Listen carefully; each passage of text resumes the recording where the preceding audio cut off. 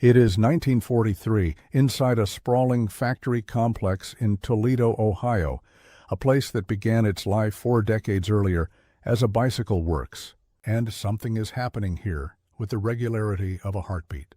Stand at the end of the final assembly line and count. A small, square, olive-drab vehicle rolls off the line under its own power, engine running, and drives away up an enclosed ramp. Count the seconds. Before you reach 90, another one rolls off behind it. And another, hour after hour, shift after shift, day and night. The little vehicles come off the line at a pace that never slackens, one roughly every minute and a half. And at the peak of production, one every 80 seconds. Each one is started, driven off, tested, and sent toward a war being fought on the far side of 2 oceans. By the time the war ends, this factory and its partner plants will have produced them by the hundreds of thousands, and the men fighting the war will come to regard the little vehicle as something between a tool, a mule, and a member of the family. The vehicle is the Jeep, and here is the thing to hold in your mind as you watch them roll off the line at 90-second intervals. There is not a robot in this building. There is not a computer.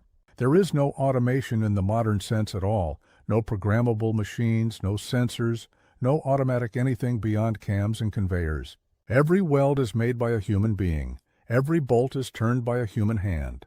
Every part is placed by a person. And yet the line produces a complete, complex, 4-wheel drive military vehicle, engine and transmission and transfer case and axles and body and wiring and all, at a pace that many factories with billions of dollars of robotics would respect today. How?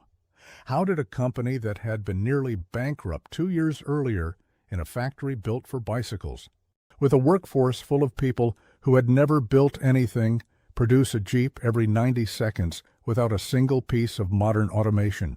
The answer is a story about desperation, about a design sprint that has never been equaled, about an old engine reborn, and about the deepest trick in all of American manufacturing, the trick of making complexity flow like water.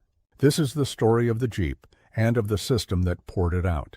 The Jeep was born out of the worst military news of the 20th century. In May and June of 1940, the German army overran France in 6 weeks, and the speed of that catastrophe terrified American military planners because it demonstrated a new kind of war, fast, mobile, mechanized, in which armies moved at the pace of engines rather than boots.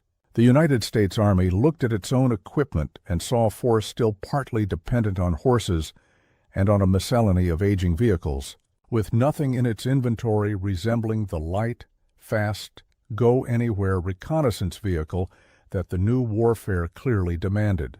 It needed a small, rugged 4-wheel drive vehicle that could carry a few men and a machine gun across country, through mud and sand and upslopes that would stop an ordinary car, and it needed that vehicle immediately.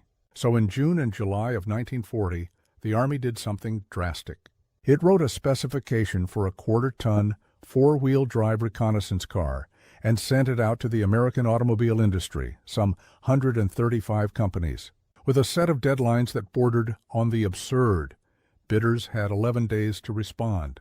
The winner would have just 49 days to deliver a running prototype and 75 days to deliver 70 test vehicles.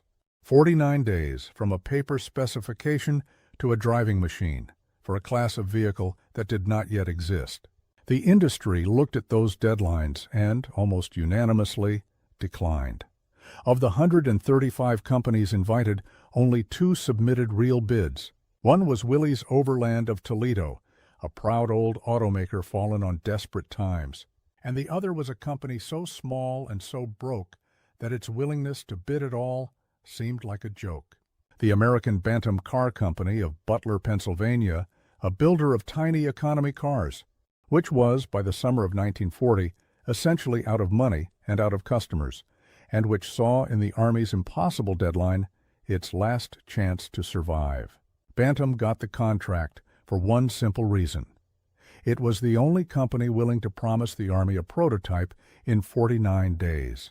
Here is the paradox at the center of the Jeep story. The most produced, most beloved, most successful military vehicle of the Second World War. The machine that General Eisenhower would list among the tools that won the war, and that General Marshall reportedly called America's greatest contribution to modern warfare, did not come from the mighty giants of the American auto industry operating at their leisurely best. It came out of a chain of desperation. It was designed in days, not years, by a bankrupt minnow of a company racing a deadline that every sane manufacturer had refused. It was standardized around an engine that was, at its core, a design from 1926, an old and unremarkable four-cylinder that a brilliant engineer had rebuilt piece by piece. And it was mass-produced at a Jeep every 90 seconds, not by futuristic automation, but by the oldest and simplest tools in the American kit: the moving assembly line, the division of labor, the jig, the fixture, and the gauge. The resolution of the paradox is the recurring lesson of American war production, seen here in its purest form. Speed and scale did not come from inventing new miracles. They came from ruthlessly applying things that already existed. The Jeep's design sprint succeeded because it borrowed existing components wherever possible. The Go Devil engine succeeded because it was an old engine perfected rather than a new engine invented, buildable on tooling the company already owned. And the 90-second production pace succeeded because American industry had spent 40 years since the first Ford moving line learning how to decompose a complex machine into a river of simple, repeatable, tool-guided operations that ordinary people could perform. Nothing about the Jeep was revolutionary in isolation. Everything about it was the mature American system, compressed by emergency into its most concentrated expression. The Jeep was not a miracle. It was a demonstration, the clearest of the whole war, of what the American manufacturing machine could do when it stopped holding back. Everyone knows the Jeep. It may be the single most recognizable vehicle of the 20th century, and its silhouette still sells automobiles today. But the popular history of the Jeep is mostly a history of the vehicle in use: the Jeep fording rivers, the Jeep carrying generals, the Jeep as the GI's beloved mechanical mule. What the popular history rarely explains is the production story, which is, in its way, more remarkable than anything the Jeep ever did in the field. It does not explain how the design came together in weeks. It does not explain how a nearly bankrupt company's prototype became the standardized product of two great corporations. It does not explain the strange and wonderful fact that two separate companies, Willys and Ford, built the same vehicle in different factories with parts so interchangeable that a Ford part would drop into a Willys Jeep in a field workshop in Tunisia, and how difficult and unprecedented that actually was. And it does not explain the 90 seconds, the actual mechanics of how a factory without automation produces a complete vehicle at that pace. The popular history also tends to smooth over the human complications, and honesty requires that we not. The question of who really designed the Jeep is genuinely tangled, and the tidy story with a single heroic designer is not quite true. The little company that made the Jeep possible was ultimately pushed aside by the giants, a bitter footnote that deserves telling. This story will cover all of it: the design sprint, the engine, the standardization, the production system, and the human costs.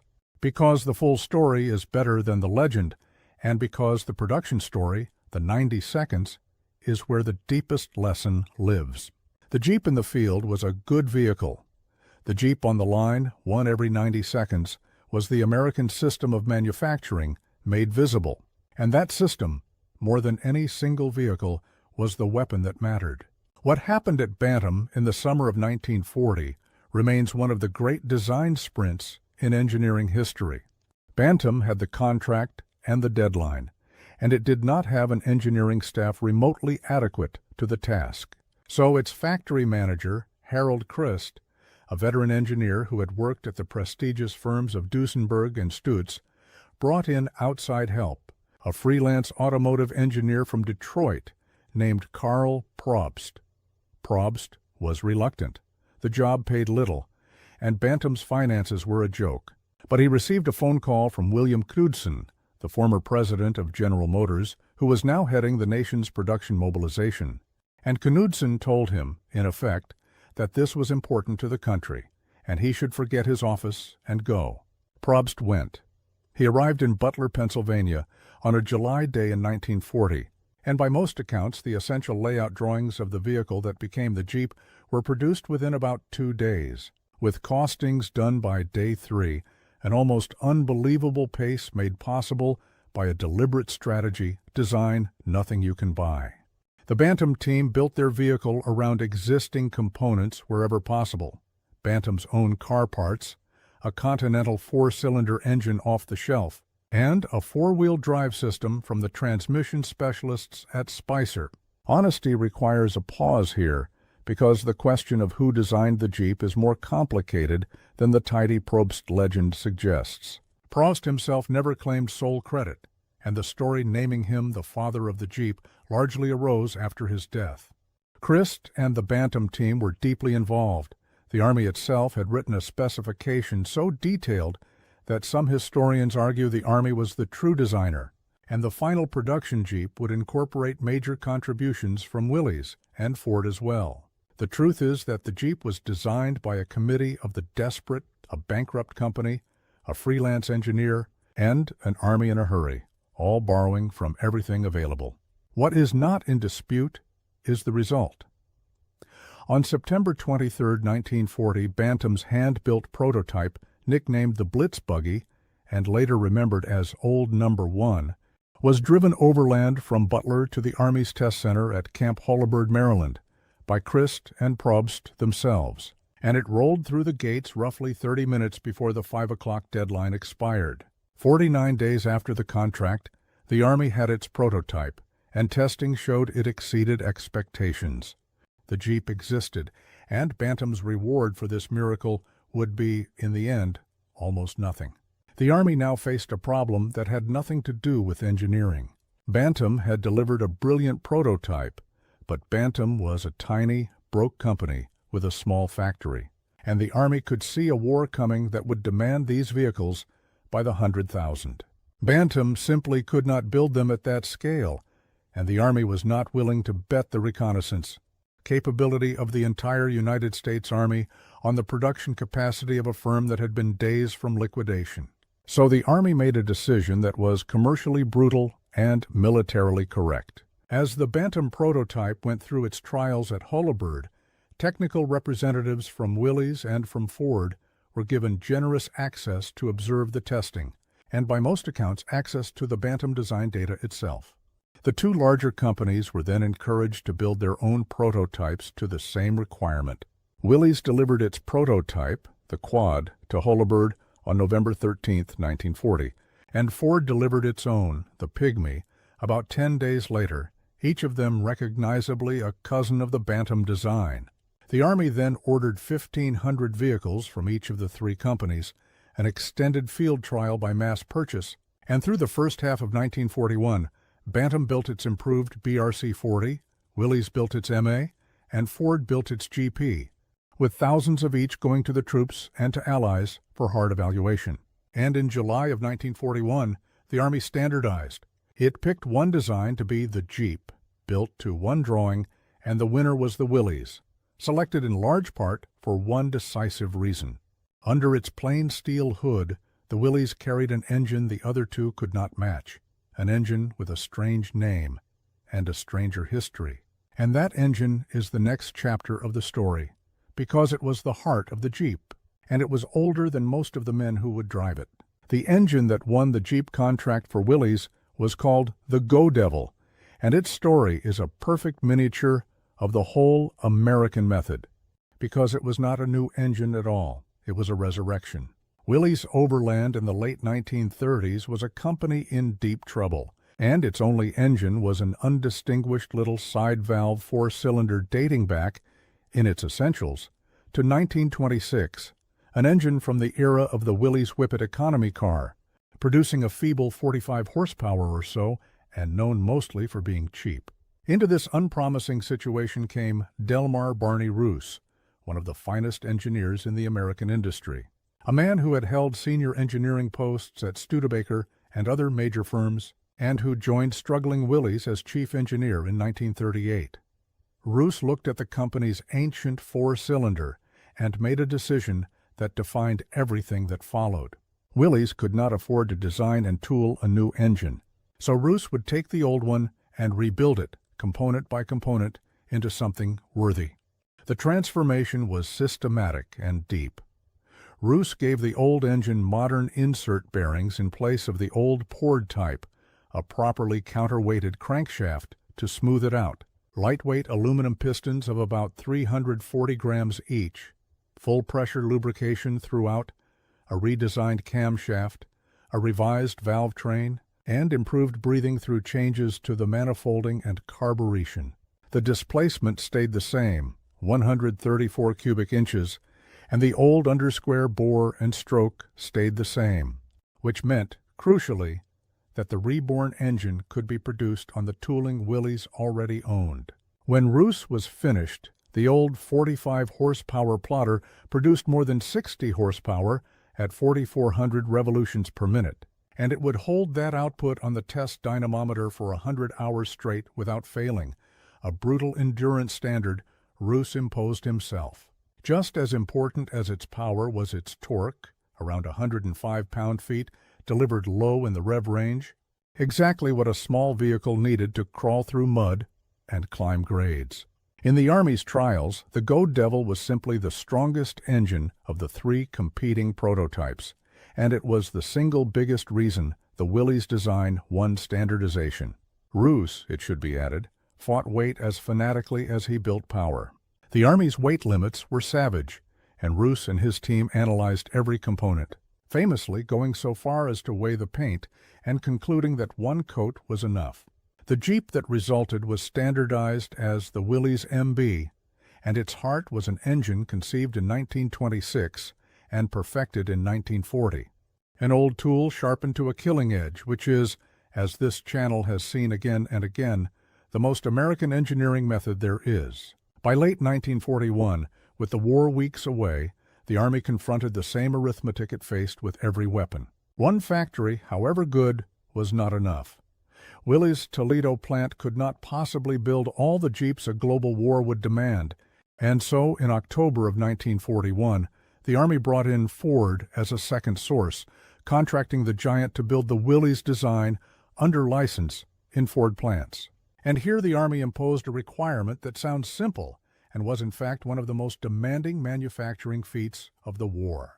The Ford-built Jeep, designated GPW, the W for the licensed Willys design, had to be not merely similar to the Willys MB, but interchangeable with it, part for part, so completely that a mechanic in a field workshop anywhere on Earth could pull a part from a Ford Jeep and bolt it into a Willys Jeep, or the reverse, without knowing or caring which factory had made either one.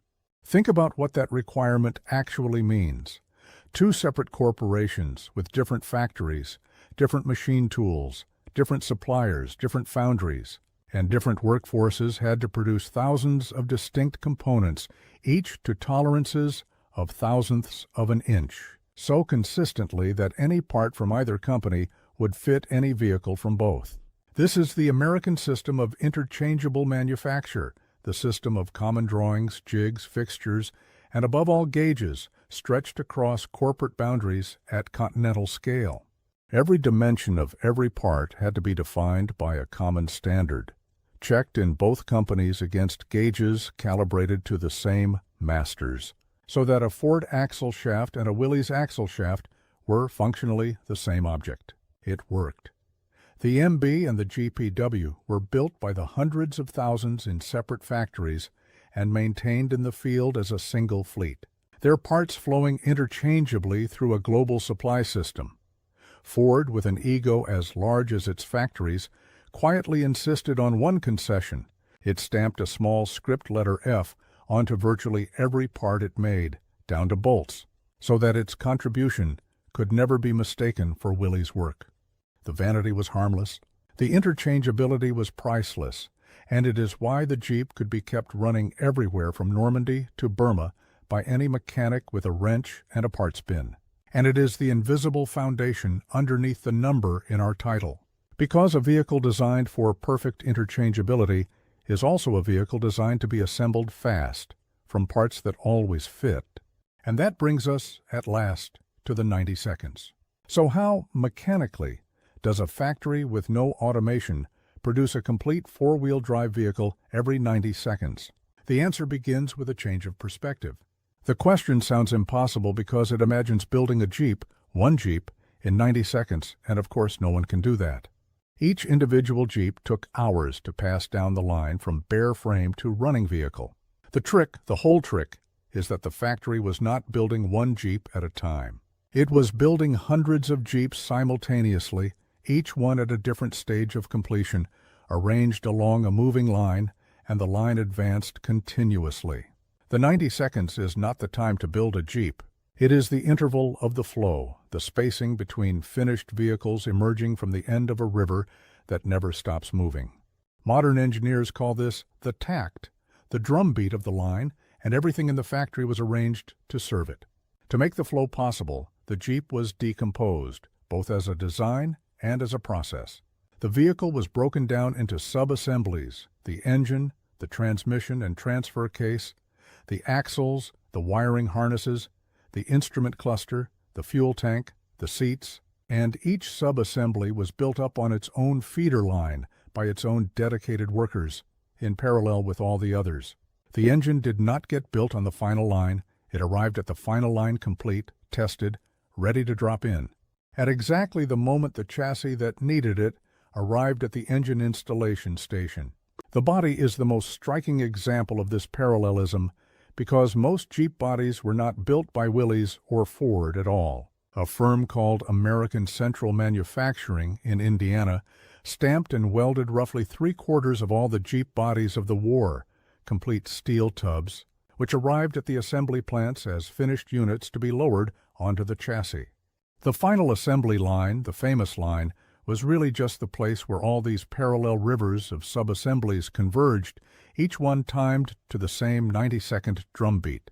At each station along the line, a small crew performed one fixed set of operations: install the axles, drop the engine, connect the drive shafts, set the body, wire the lights, mount the wheels, and the line carried the vehicle onward to the next crew.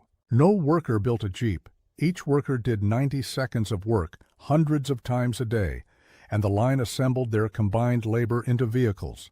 It was the moving assembly line that Ford had pioneered in 1913, refined by 3 decades of practice, and running at wartime pitch. But the moving line only works if 2 conditions hold, and both were supplied by the deep technology of American manufacturing rather than by any automation.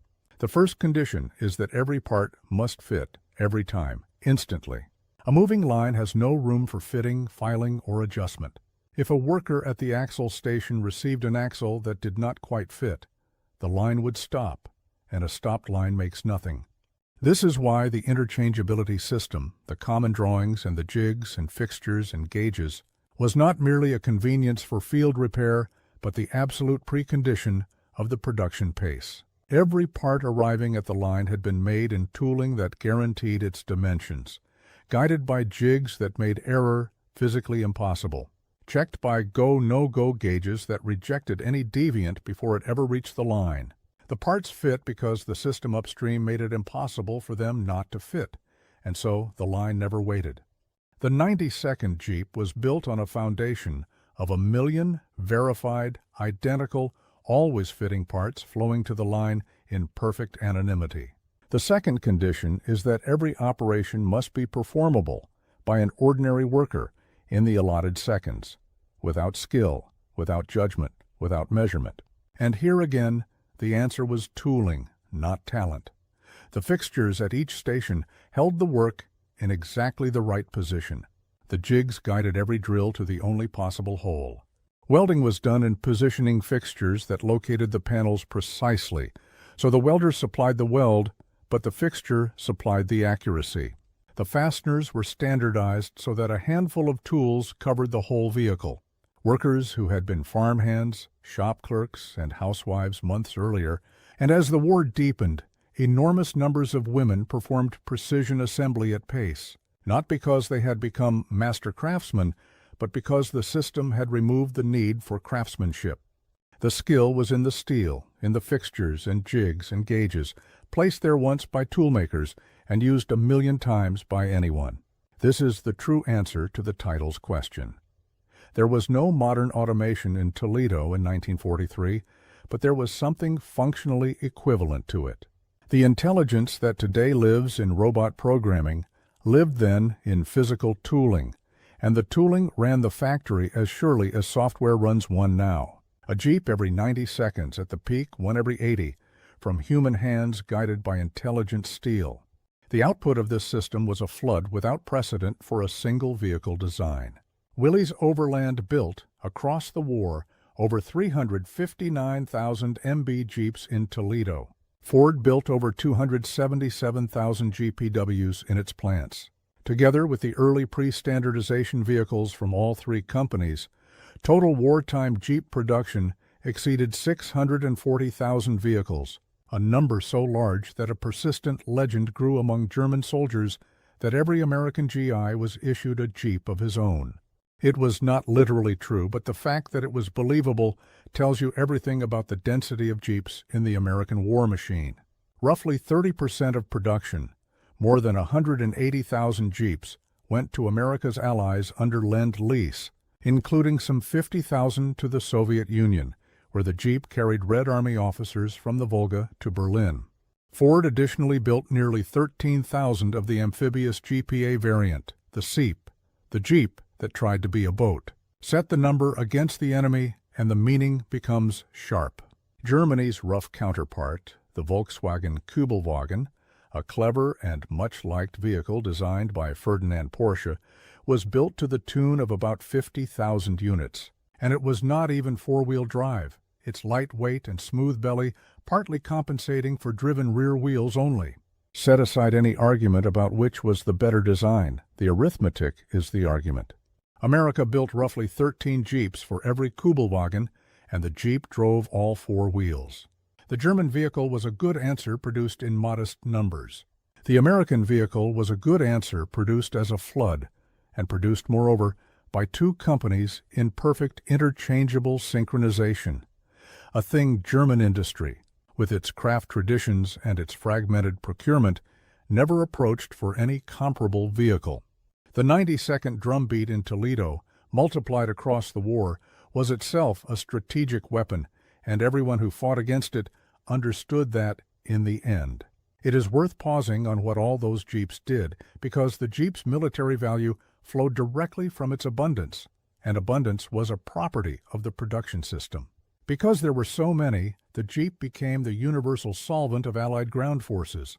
It was a reconnaissance car, a staff car, an ambulance, a supply runner, a weapons carrier, a cable layer, a litter bearer, an artillery tractor for light guns, a railway locomotive with its tires swapped for flanged wheels, a generator cart, and a mobile chapel.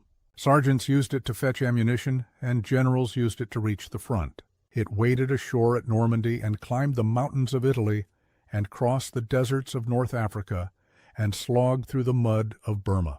War correspondent Ernie Pyle, the most beloved chronicler of the ordinary GI, wrote that the Jeep was as faithful as a dog, as strong as a mule, and as agile as a goat, and that it constantly carried twice what it was designed for and kept on going. Eisenhower listed it among the handful of tools that won the war.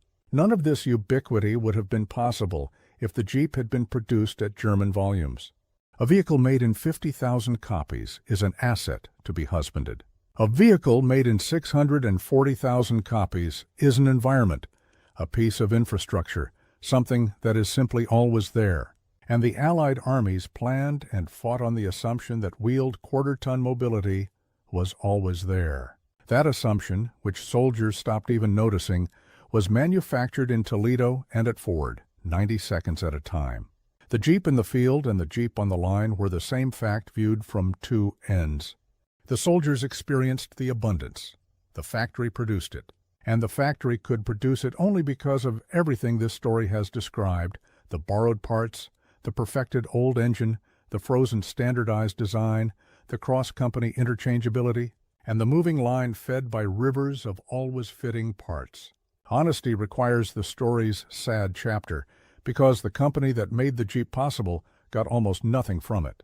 American Bantam, the tiny firm that had accepted the impossible deadline no one else would touch, that had built old number 1 in 49 days and proven the whole concept, was, by the logic of scale, pushed to the margins of its own creation.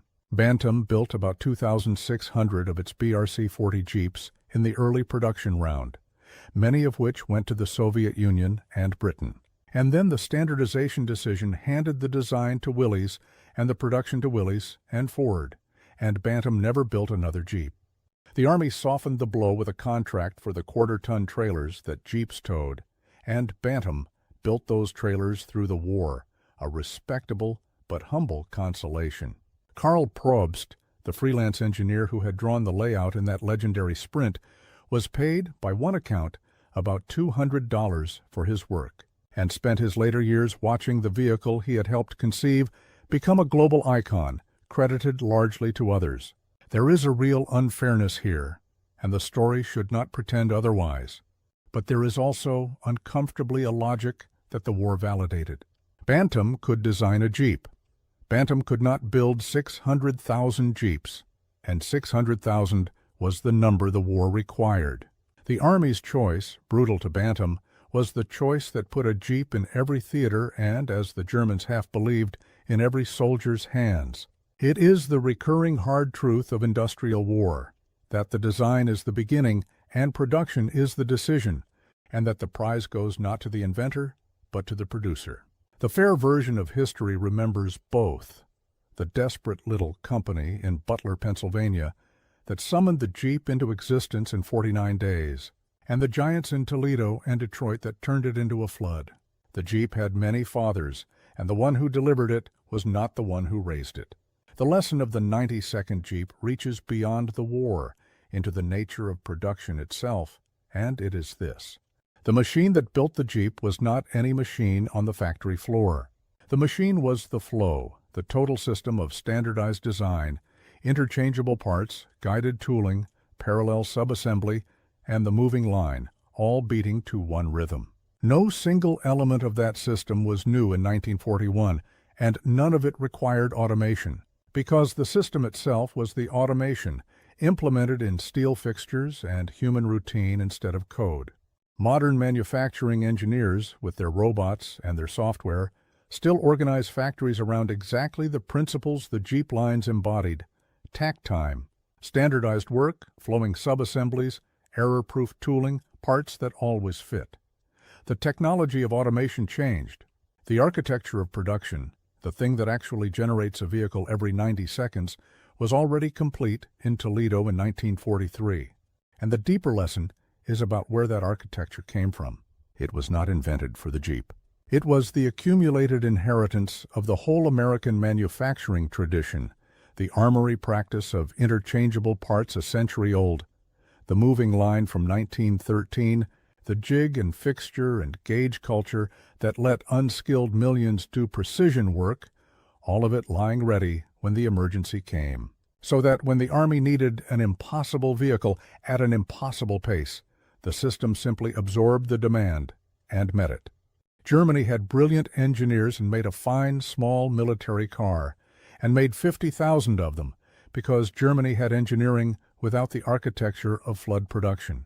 America made 640,000 because America had spent half a century building not just vehicles, but the system that builds vehicles. And when the war asked the system what it could do, the answer came back in 80-second intervals. The Jeep was a great vehicle. The line that made it was a greater machine. In a war decided by what could be produced, the most telling sound in America was not gunfire, but rhythm. The 80 to 90-second heartbeat of a factory in Toledo, where complete four-wheel drive vehicles rolled off a line staffed entirely by human hands. There was no automation in that building as we use the word now, no robots, no computers, no programs. There was something older and, for its moment, just as powerful, a design frozen and standardized down to the last bolt. Parts made interchangeable across two separate corporations, so perfectly that a Ford Bolt served a Willys Jeep in a Tunisian field shop, Sub-assemblies flowing in parallel rivers to a moving line, and at every station, tooling so intelligent that ordinary people, farmhands and clerks and housewives, performed precision assembly at pace. The skill living not in their hands, but in the jigs and fixtures and gauges that guided them. The vehicle itself was a child of desperation, conceived in a 49-day sprint by a bankrupt company that history then shouldered aside. Powered by an engine born in 1926 and reborn under Barney Roos, a man who weighed the paint. Nothing about it was miraculous. Everything about it was the mature American system doing, under pressure, exactly what it had spent decades learning to do: decompose complexity into flow, embed skill into steel, and let quantity become a quality all its own. 640,000 Jeeps came off those lines, 13 for every German counterpart. So many that the enemy believed each American soldier had his own. And the belief was wrong only in detail. Eisenhower counted the Jeep among the tools that won the war. But the Jeep was the visible tool. The invisible tool was the line, the flow, the system, the 90-second drumbeat, and that was the one the enemy could neither copy nor survive. Before modern automation, America had something that did the same work. It had the architecture of production, and on that architecture, it built a Jeep every 90 seconds. And with those Jeeps, and everything else the same system poured out, it won the war. That was enough. It was, in the end, more than enough.